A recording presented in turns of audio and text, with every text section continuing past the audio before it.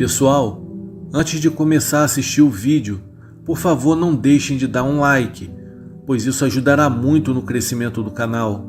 E se por acaso gostarem do conteúdo, não deixem de se inscrever e ativar o sininho para não perder os próximos vídeos. Dado o recado, vamos para o relato.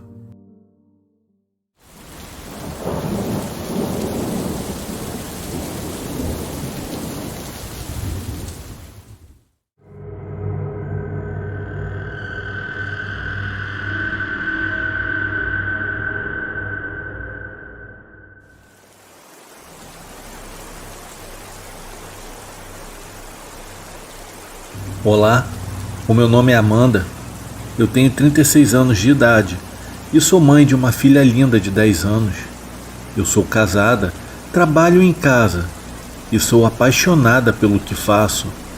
Sou uma pessoa normal, mas até hoje algo muito ruim assola a minha vida. E venho aqui compartilhar com vocês. Muitos podem me achar louca, mas eu sei do que eu estou falando. Não é história, para mim, é a realidade. Eu moro na capital do Piauí, Teresina, uma cidade muito linda por sinal. Desde muito nova, sempre tive algumas sensações meio que diferentes. Às vezes, quando eu chegava em alguns locais, eu sentia como se houvesse uma energia estranha e eu não conseguia ficar. Eu falava para os meus irmãos, mas ninguém nunca me deu atenção, ou então me levou a sério. Isso acontece desde sempre. Quando eu tinha 2 ou 3 anos, a minha mãe sempre comentava que eu falava sozinha, mas não me recordo se era com alguém ou se realmente era sozinha. Sempre tive muito medo de ir a fundo nesse assunto, então para mim era só coisa da minha cabeça. Algo que eu sentia, mas eu não via, e eu não conseguia provar ou ver, apenas sentir. Depois de adulta, essa sensação diminuiu bastante, mas de vez em quando ainda acontece, porém com menos frequência, mas acontece. Perto de onde eu moro, tem um parque para as crianças brincarem. As pessoas fazem caminhada, piquenique, passeio com os cachorros. É um espaço público de lazer. À tardinha, sempre tinha movimento. Eu sempre levava minha filha, que na época com 4 anos ela adorava brincar por lá. Eram momentos felizes de contato com a natureza. Eu me sentia muito bem naquele local. Eu gostava porque eu queria que a minha filha interagisse com outras crianças da idade dela e nada melhor do que curtir sua família junto com a natureza. Em um desses passeios, uma outra criança veio até mim e começou a brincar com a minha filha. Isso acabou virando rotina por alguns dias seguidos. Já tinha acontecido outras vezes com outras crianças. Só hoje eu percebo isso. Mas na época, não, eu não percebia. Para mim, era só mais uma criança normal como todas as outras. Ela me parecia normal, tinha um comportamento igual aos demais, interagia normalmente comigo, corria, brincava, caía e tudo mais. Nunca tive motivos para desconfiar de nada, pelo menos logo no começo. Então ela vinha, brincava, sorria, e sempre que eu ia embora, ela continuava lá. Os dias foram se passando, e para mim, naquela época, tudo era normal. Eu era uma criança feliz e sorridente, bem comportada. Mas dias se passaram, e eu, naquela época, nem me dei por conta dos detalhes. Foi aí que, em um determinado dia, eu reparei que ela aparentemente nunca estava com um adulto, e sempre com a mesma roupinha, mas sempre muito limpa. Talvez ela gostasse muito daquela roupa. Eu perguntava pela mãe ou pelo pai, e a criança me falava que estavam ali. Na época, eu nem fui a fundo para saber, até porque se tratava de uma criança, então eu não averiguei. Pelo menos na minha concepção, ela também brincava com as outras crianças. Só que aparentemente eu só vim descobrir isso depois com o passar de mais dias. Foi quando eu percebi que ela não tinha me falado o nome e que eu nunca tinha visto algum responsável com ela, pois ela sempre me dizia a mesma coisa, que estavam por ali perto. Reparei também que não tinha me dado detalhes mais profundos da vida dela, não tinha me falado o nome dos pais. Bom, eu achava tudo muito estranho. Era só um parque para a gente simplesmente brincar, mas era muito estranho.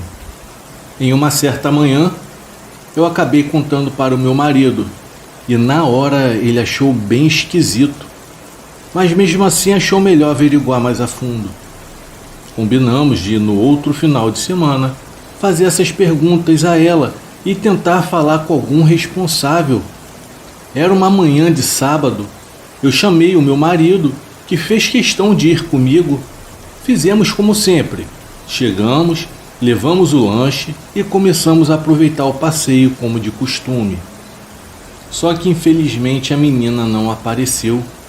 Até aí tudo bem. Foi um dia incrível. Estávamos em família. Ela nunca tinha deixado de ir. Mas pensei que ela deveria ter pego algum resfriado ou algo assim.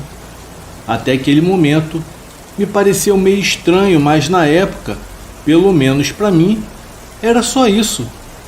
Então nos próximos passeios ela não apareceu e eu não a vi mais. Foi aí que eu resolvi perguntar para mais alguns pais que estavam por ali, que na verdade frequentavam aquele local. Até aquela hora era só preocupação. Eu achei até que ela estivesse doente e pensei que fosse algo grave, mas quando comecei a falar com alguns outros pais que frequentavam com seus filhos aquele local, todos me falaram a mesma coisa. Senhora, eu nunca vi essa criança por aqui. Alguns até achavam que eu estava brincando, mas eu pensei comigo mesma: como assim? Como que ninguém viu uma criança por aqui?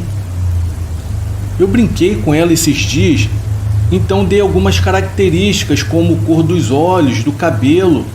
Falei até que ela usava um vestido branco daqueles de princesa. Foi aí que foi me batendo desespero, porque por mais que parecesse impossível, ninguém ali jamais havia visto uma criança com aquela aparência daquela menina. Eu fui ficando surpreendida pelo resultado. Então eu perguntei a eles se dias atrás não me viram brincando com ela. E todos disseram que sim, só que eu estava sozinha. Me viram sorrir, mas acharam que era com a minha filha. Nossa, até de falar aqui eu me arrepio toda. Já o meu esposo não acredita em mim. Ele acha que eu me confundi. Mas eu sei o que eu vi. Eu sei que eu vi aquela criança, pois eu conversei com ela, eu brinquei com ela. Isso se passou em janeiro de 2017. Então demorou um certo tempo, até que me desencantei dessa história e segui com a minha vida normalmente, até porque a minha filha naquela época tinha apenas 4 anos de idade. Ela não saberia diferenciar ela das demais amiguinhas. Eu deixei essa história para lá, porque até aquele momento, por mais que parecesse loucura, só eu tinha visto ela, pois a minha filhinha também, mas era muito nova. E com a pulga atrás da orelha, eu não tinha uma outra escolha além de seguir a vida normalmente. Foi quando, em dezembro de 2022, eu estava na sala da minha casa e vi uma reportagem onde falava de crianças desaparecidas. Na hora, deu aquele estalo na mente, mas fiquei quieta e acompanhei atentamente toda aquela reportagem sem nem piscar. À medida que a reportagem ia passando, o meu coração ia acelerando. Foi uma sensação horrível. Parece que algo dentro de mim me dizia para parar de ver aquilo. Eu não conseguia parar. Foi quando o pior aconteceu. Mostraram algumas fotos e, por mais impossível que possa parecer, a foto daquela criança estava como desaparecida. Eu passei muitas noites pensando naquilo, pensando nela. Me deu um frio na espinha. O meu corpo adormeceu inteiro. Eu reconheci na hora aquele sorriso lindo e inconfundível. Na hora eu corri e contei para o meu marido, e ele ficou em estado de choque e não conseguia acreditar em mim. Eu não pensei duas vezes. Eu liguei para o número de contato que apareceu na reportagem. Meu Deus, que angústia que eu estava sentindo. Com todo o cuidado do mundo, eu fui fazendo perguntas como se tivesse interessado em ajudar. E para o meu total desespero, eu fui informada que aquela criança, sim, aquela criança linda que eu havia visto, na verdade, havia desaparecido em 2004. Eu meio que sem jeito, uns 30 minutos tentando assimilar aquela situação, eu respirei fundo e fui tentando acreditar no inacreditável. Só de lembrar-me da aflição pela data do desaparecimento, ela já era para estar uma adulta. Eu sei o que eu vi. Eu sei que interagi com aquela criança. Eu mal consegui dormir naquela noite. O meu marido não acredita em mim. E para ser bem sincera, se alguém me falasse essa história, eu também não iria acreditar. Mas eu sei que foi real. Ela falou comigo, ela riu para mim. Desde então, eu não tive mais coragem de ir para esse parque e vivo os meus dias pensando, afinal, o que aconteceu com essa criança? Por que ela apareceu só para mim? Bom, são dúvidas que me assombram até nos dias de hoje. Não tem um dia sequer na minha vida que eu não pense naquela criança. Boa noite.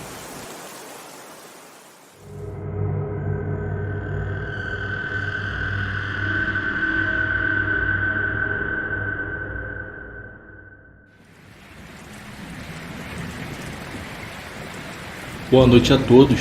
Eu me chamo Vitor. Sou residente da Fazenda Gabriel, que fica a alguns quilômetros da Fazenda Cury. Há muitos anos atrás, eu e a minha família, no caso o meu pai, a minha mãe e meu irmão mais novo, morávamos nessa Fazenda Cury, a qual ficava bem distante da cidadezinha e rodeada por outras fazendas. A nossa casa estava situada em uma região de mata, então demoraria algumas horas até chegar à cidade vizinha e alguns minutos da casa mais próxima, que no caso era do vizinho João e da nossa tia Maria, irmã do meu pai. Perto do nosso pequeno sítio havia um homem estranho, o qual não se comunicava conosco e vivia isolado em seu terreno, cerca de uns 30 minutos da nossa casa. Ele era adepto ao misticismo e costumava fazer muitos trabalhos de magia aos deuses, nos quais ele acreditava, e tudo isso era sempre à meia-noite. Os meus pais não tinham muito contato com ele, pois como a minha família era cristã evangélica, tinham uma má impressão a respeito do modo de vida e práticas que aquele senhor, do qual não sabíamos o seu nome ao certo, costumava cultuar. Numa certa noite de sexta-feira, dia em que íamos ao culto de congregação, todos dentro de casa estávamos felizes com o culto.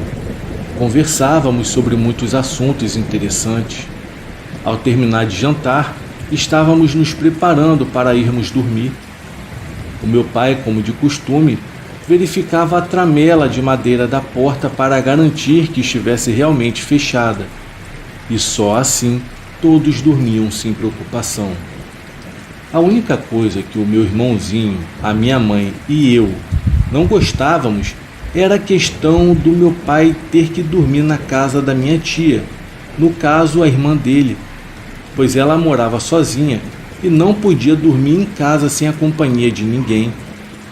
A minha mãe gostava de ficar na nossa casa. Essa seria a razão de não irmos dormir na casa da tia junto com meu pai, pois a minha tia também não gostava de deixar a sua casa sozinha ao fazer algumas viagens. Era uma situação um tanto complicada de se entender. Então, dormíamos sempre sozinhos e o meu pai voltava na manhã seguinte. O problema era que logo nessa sexta-feira à noite, o mais horrendo e inexplicável acontecimento passou pela nossa casa, logo depois da meia-noite. Ao fecharmos a tramela da porta e o meu pai se retirar para a casa da tia, eu, o meu pequeno irmão e a minha mãe fomos dormir, fazendo o mesmo processo que meu pai fazia, fechando a porta do quarto. Então, finalmente íamos dormir. Era uma noite fria, por algum instante sombria. Primeiramente, eu ouvi alguns gruídos do lado de fora da casa, dentro do nosso terreno. Achei que fossem os cães que viviam na rua ou até mesmo o nosso cão Scooby, que vivia preso na corrente ali pelo lado de fora. À noite a gente o deixava solto para meio que proteger a nossa casa. Entretanto, nessa noite, o deixamos na corrente preso do lado da casa. Por um momento, o Scooby não latiu e o ruído havia continuado, agora com mais intensidade. Foi nessa hora que o nosso cachorro começou a latir incansavelmente, parecendo que tinha visto um fantasma ou algo parecido. A minha mãe e o meu irmão, posteriormente aos latidos e gruídos que estavam lá fora, acordaram com todo aquele alvoroço. A princípio, parecia algo normal, pois os cães latem por qualquer coisa, principalmente durante a noite. Mas essa noite foi totalmente diferente. De repente, algo com muita força rompeu a corrente onde o Scooby estava preso, assustando o nosso pet, que fugiu para o meio da mata com muito medo do que estava o atormentando naquela madrugada.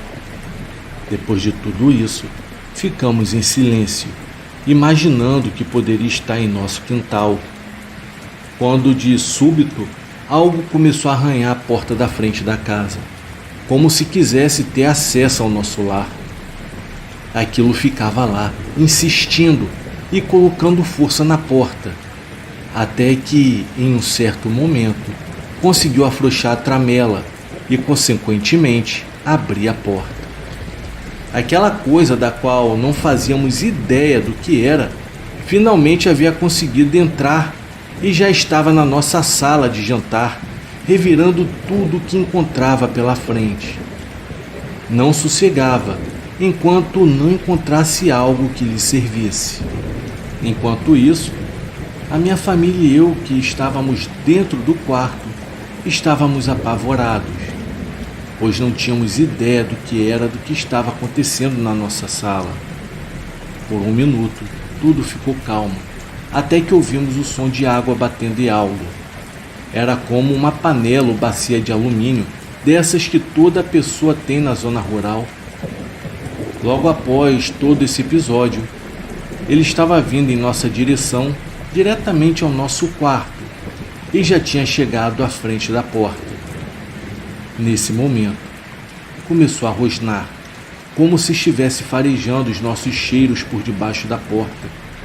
A minha mãe automaticamente começou a orar e pedir a proteção a Deus pelas nossas vidas. Eu já estava entrando em estado de choque, eu estava com muito medo. Definitivamente não saberia como meu pai reagiria diante daquele sufoco.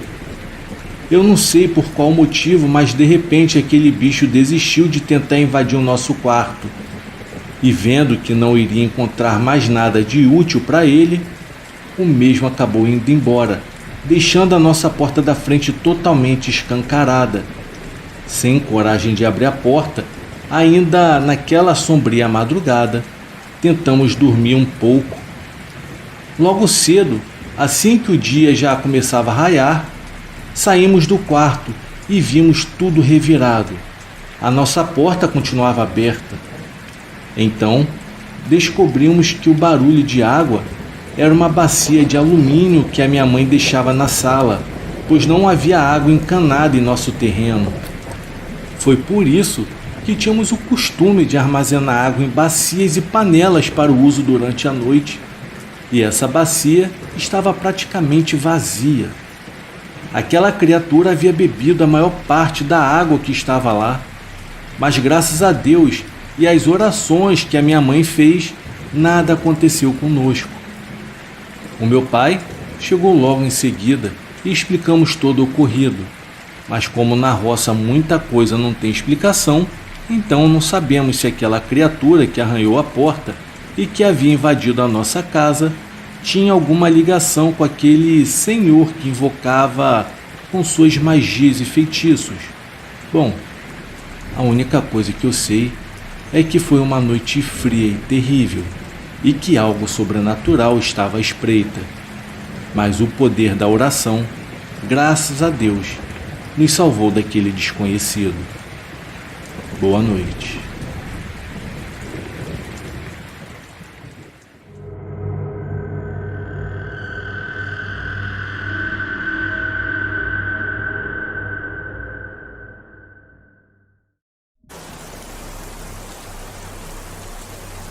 Uma construção histórica no bairro do Bexiga, em São Paulo. Cenário de uma história de horror. Uma mulher viveu sozinha ali da infância até a sua morte. E o casarão ganhou fama de assombrado, inspirando lendas e apavorando as pessoas que por ali passavam. Era conhecida como a casa de Dona Yayá, a prisão domiciliar de uma órfã de destino trágico e amargo. A casa, construída em 1902, por onde passaram várias famílias importantes do passado paulistano, teve como última moradora Dona Yayá. Antes, a família morava na Rua 7 de Abril, no centro de São Paulo. Nessa casa, na Rua 7 de Abril, não demorou para que desgraças em série acontecessem sob aquele teto. A pequena Sebastiana, conhecida por todos como Yayá, teve a infância marcada por tragédias familiares. Uma irmã morreu asfixiada com apenas 3 anos de idade e anteriormente um irmão com apenas 1 ano de idade. Pouco depois, aos 13 anos, outra irmã morreria de tétano e não demorou para que Yayá logo perdesse também os pais, com apenas 2 dias de diferença entre um e outro. Restaria para Yayá apenas o irmão mais velho, que se formou em advogado e não perdeu tempo em deixar aquela casa. Porém, 5 anos depois, com desajustes mentais, ele se suicidou atirando-se ao mar durante uma viagem de navio. Ainda menina e menor de idade, apesar de rica por herança, Yayá ficou sozinha na imensidão daquela casa, aos cuidados apenas de empregados e do seu tutor. Yayá fugia aos padrões para mulheres da época. Ela era fotógrafa, dirigia o seu próprio carro e ainda no início da Primeira Guerra Mundial estava viajando pela Europa. Yayá era uma mulher culta que não queria se casar e com isso causava indignação para as pessoas daqueles tempos antigos. Essa atitude não agradava em nada a Albuquerque Lins, o tutor de Yayá. Ele era um homem ambicioso e controlador que queria que Yayá se casasse com seu filho. É lógico, ele estava de olho na vultuosa fortuna da mulher. Ele então mandou Yayá para a Rua 13 de Maio, em um casarão no bairro do Bexiga, em São Paulo. O isolamento e a solidão não fizeram bem para a órfã, que já por motivos óbvios passou a sofrer de depressão já aos 31 anos de idade. Yayá, a única herdeira da fortuna de sua família, se deprimiu de vez em decorrência de medicamentos e tratamentos obscuros, perdendo então o controle sobre a sua própria vida e tentando até um suicídio. Foi uma ótima oportunidade para o seu tutor forjar problemas mais sérios nas suas faculdades mentais, tornando-a, para efeitos jurídicos, uma louca aprisionada sozinha e sem família em uma mansão deserta. O cenário perfeito para que a fama da casa mal-assombrada pegasse, e os detalhes escabrosos ajudaram. Com a interdição judicial de Yaya, o casarão virou a prisão e o manicômio de uma paciente exclusiva, onde viveu até o fim da sua vida. As janelas com grades só podiam ser abertas pelo lado de fora, e a comida chegava através de um buraco na parede por uma pequena portinhola. A pobre, que em outros momentos era uma mulher adiante do seu tempo, não viu a luz do dia até os seus 65 anos de idade, ficando confinada a 4 quartos da mansão. Quando finalmente foi construído um solário para ela, já era tarde, pois devido ao confinamento e tratamento com medicamentos da época e a solidão, acabou enlouquecendo de vez, ficando apática a tudo e a todos. Sebastiana de Melo Freire, a Yaya, foi a mulher mais solitária e infeliz de São Paulo e morreu aos 74 anos, em 1961. Yaya foi mantida presa durante todos esses anos, em uma pequena ala da casa, com apenas 4 cômodos. Ela era cuidada por enfermeiras e médicos duvidosos, escolhidos a dedo pelo tutor para a tarefa de isolá-la. Tratavam-na como esquizofrênica, sendo medicada e forçada a tomar remédios que a deixavam sonolenta e desorientada. O casarão da dona Yaya foi abandonado após a sua morte em 1961, mas sua história de terror não havia terminado. A casa ficou assombrada, talvez pelos antigos proprietários que ali morreram e perderam suas vidas, e certamente pelo espírito triste da Yaya, que ainda vaga pelos corredores, procurando por justiça. Relatos de assombrações ao longo dos anos fizeram com que o casarão passasse a ser conhecido como um lugar mal-assombrado, devido ao seu estado de abandono e aos sons de dor que dele saíam. O fedor do lugar causava problemas de saúde aos que lá pisavam. Era como se fosse uma maldição, chegando até desorientar a muitos. Várias pessoas da região relatam ter visto vultos, ouvindo gritos e visto sombras na propriedade durante as madrugadas. Um dos relatos mais famosos é o de uma jovem que visitou a casa com alguns amigos para tirar algumas fotos históricas do bairro. Eles estavam explorando os corredores quando ouviram um grito horrível e batidas nas paredes, além de murmúrios vindos de um dos quartos. Quando entraram no quarto, encontraram uma figura enevoada sentada na cama. Essa figura estava chorando. A figura desapareceu na frente dos olhos deles. Na fuga do local, um dos estudantes caiu, quebrando gravemente a sua perna. O outro relato é de uma família que passava pela rua em frente ao casarão, quando viram de repente uma mulher vestida de preto, e a mesma estava na sacada e gesticulando para eles entrarem. Essa mulher parecia estar olhando para eles com um olhar de tristeza e desespero. O casarão da dona Yaya certamente é um lugar de mistério e terror, um local onde o passado ainda vive e onde o fantasma da dona Yaya ainda vaga procurando por justiça. Hoje restaurado, o casarão é sede do Centro de Preservação Cultural da USP, mas o passado e as presenças do além continuam em suas entranhas. Boa noite.